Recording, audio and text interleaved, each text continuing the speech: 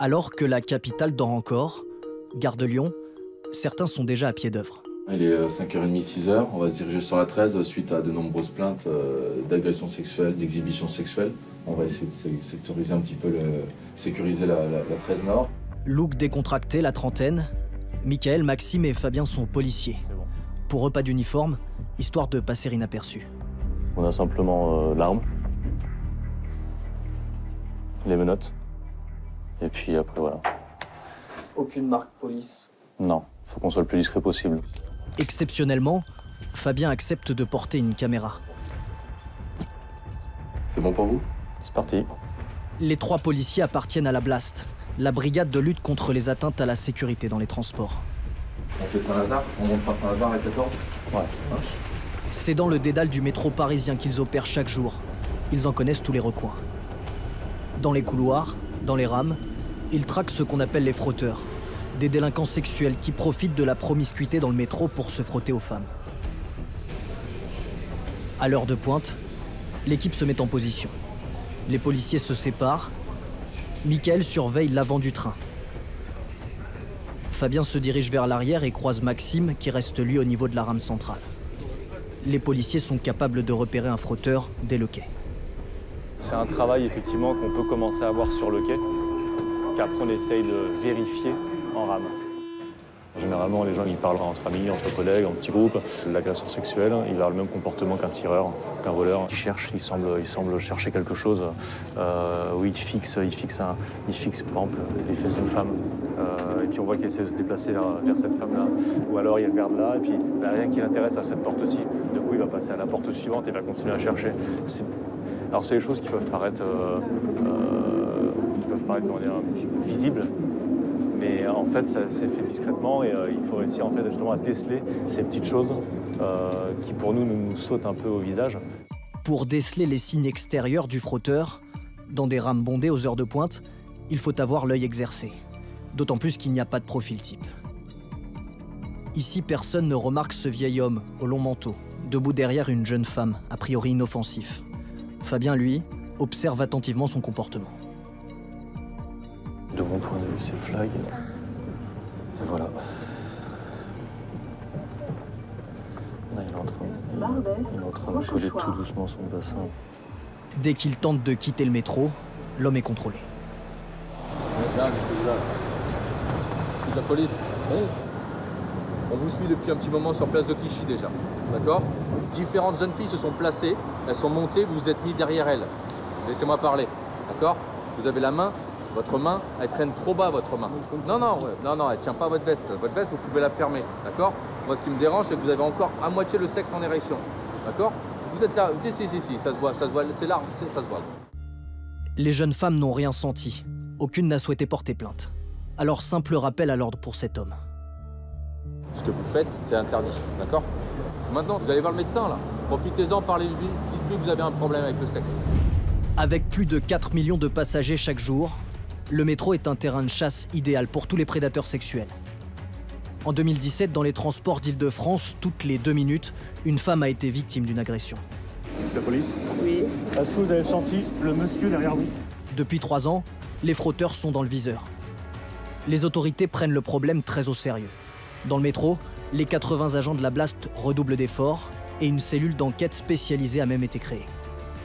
Nous avons des photos d'individus qui sont actuellement recherchés pour des faits d'agression sexuelle. 60 000 caméras sont déployées sur tout le réseau. Une trentaine d'agents de la RATP scrutent jour et nuit le comportement des voyageurs et tentent de débusquer les frotteurs. Vous êtes au PC sécurité de la RATP. C'est ici surtout que remonte l'ensemble des signalements de sécurité. Comment combattre efficacement ce phénomène longtemps passé sous silence? Plonger dans le quotidien de ceux qui luttent contre cette délinquance presque invisible et qui fait pourtant des milliers de victimes.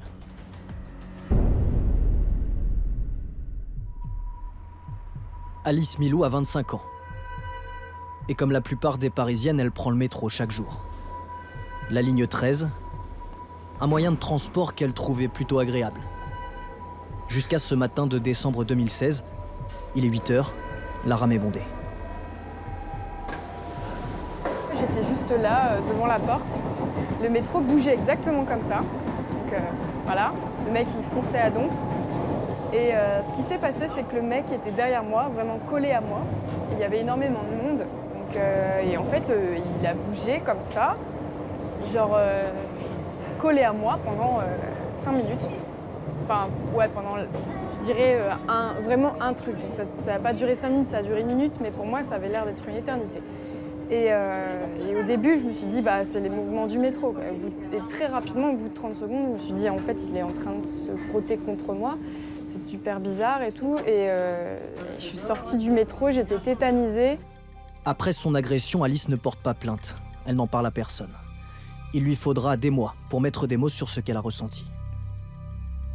Je dirais entre guillemets un viol mental, dans le sens où on viole ton intimité, on viole ton intégrité, on viole ta condition de femme libre.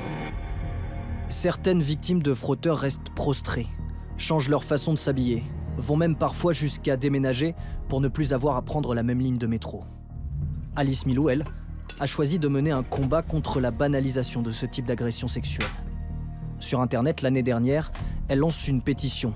Elle interpelle la RATP et la région Île-de-France. Tout bêtement, je demandais qu'il y ait des affichages anti-frotteurs dans le métro parisien. Donc après, il y a beaucoup de gens qui ont critiqué cette pétition ou la forme qu'elle avait prise ou que je lui ai donnée, en disant voilà, tu vas pas combattre les frotteurs avec des affichages, c'est pas avec une affiche que les mecs vont arrêter. Mais il y a 2 axes. Il y a l'axe où on prévient les frotteurs de ce qu'ils risquent s'ils font ce qu'ils font. Et il y a l'axe qui prévient les victimes en leur disant voilà, si ça vous arrive, réagissez le plus vite possible et portez plainte, quoi. Elle recueille 60 000 signatures et dans la foulée, une campagne voit le jour, en mars dernier, avec ces affiches placardées dans les couloirs du métro où les frotteurs sont représentés comme des prédateurs.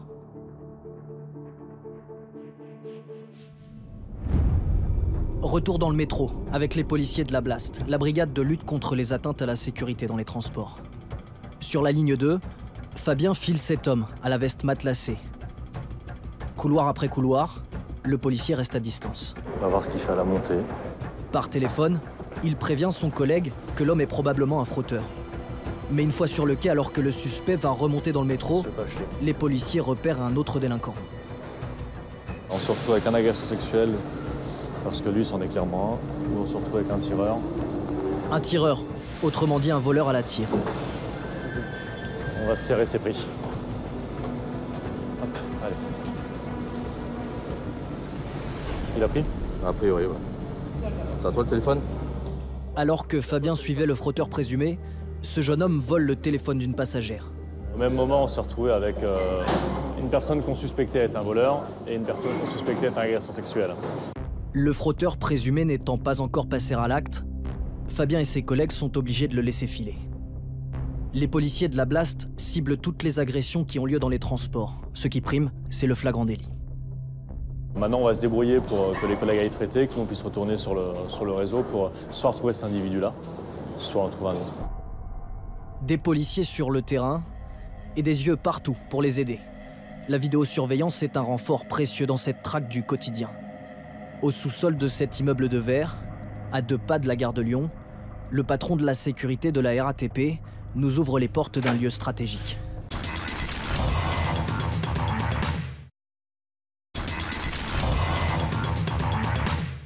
Des policiers sur le terrain et des yeux partout pour les aider. La vidéosurveillance est un renfort précieux dans cette traque du quotidien. Au sous-sol de cet immeuble de verre, à 2 pas de la gare de Lyon, le patron de la sécurité de la RATP nous ouvre les portes d'un lieu stratégique. Vous êtes ici au PC Sécurité de la RATP, donc c'est une salle qui est ouverte 7 jours sur 7 et 24 heures sur 24, où il y a environ une quarantaine d'agents qui travaillent. Et c'est ici surtout que remontent l'ensemble des signalements de sécurité. Les agents scrutent en permanence la cinquantaine d'écrans. Et ils ont les oreilles collées au téléphone. 3117 Montparnasse, je vous écoute. Grâce à une application mobile, les usagers peuvent prévenir eux-mêmes la RATP s'ils sont témoins ou victimes d'une agression. Les signalements arrivent dans cette salle. Quittez pas un instant. Marc, devant moi, c'est toi C'est moi. Jo, c'est bon, je te transfère. Quittez pas un instant. C'est bon, c'est un complément d'info 3117. Oui. C'était une femme violentée, hein, c'est ça, hein. On s'en occupe. J'ai le 3117 qui est donc le canal des voyageurs, hein, qui m'avisait qu'effectivement il y avait une femme qui se faisait violenter. Cette fois, il s'agit d'une agression physique. Mais l'application peut également servir à signaler un frotteur qui sévit. Les 60 000 caméras réparties sur tout le réseau permettent de ne pas le perdre de vue. Gare du Nord, Fabien vient de repérer un frotteur. On peut essayer de le chercher dans la masse. L'homme s'est déplacé. Par téléphone, le policier tente de donner sa description à ses collègues. Putain, ça coupe ici. Ouais, Max, tu m'entends? Côté sud. Soudain, le suspect se dirige vers un train de banlieue. Il risque de quitter Paris. Les policiers de la Blaste ne pourraient alors plus rien faire. In extremis, une partie de l'équipe immobilise l'homme sur le quai. Tu habites où? Noisy-le-Sec. Tu te trompé de train? Pendant ce temps, Fabien court intercepter la victime, une jeune femme de 23 ans. Bonjour. Allô? C'est la police? Oui. Est-ce que vous avez senti le monsieur derrière vous? Bah, en fait, au début, je le sentais se rapprocher de moi. D'accord. Et donc après, du coup, j'ai voulu décaler. D'accord. Et après, je sentais qu'il était derrière moi, mais je pouvais rien faire. Enfin, à part lui donner des coups, je pouvais rien faire. Pour que le frotteur soit arrêté, il faut absolument que la victime accepte de porter plainte. Si vous déposez plainte, en fait, c'est l'agression sexuelle que vous avez sentie, nous, on va interpeller l'individu. Vas-y, moi, je veux bien un peu déposer plainte. Vous voulez bien déposer plainte? La jeune femme et le frotteur sont tous les deux emmenés dans les locaux de la Sûreté régionale des transports. Sur place, la victime est entendue. Elle dépose sa plainte. Le frotteur est lui placé en garde à vue, mais devant Fabien, il continue de nier l'agression. Est-ce que tu reconnais ce qui s'est passé ou pas? T'as rien fait? C'est quand même une blague pour moi. Jamais j'ai pensé à ça. Et tu penses que c'est une blague pour la victime? Non, jamais. Donc tu profites juste du trajet entre le travail et la maison pour faire ça là? Ben ouais. Comme ça tu sauras que c'est interdit. Ah, ça te fera un petit rappel des fondamentaux sur le respect des femmes. Moi, je respecte les femmes, mais moi, jamais j'ai pensé à... L'homme risque jusqu'à 5 ans de prison et 75 000 € d'amende.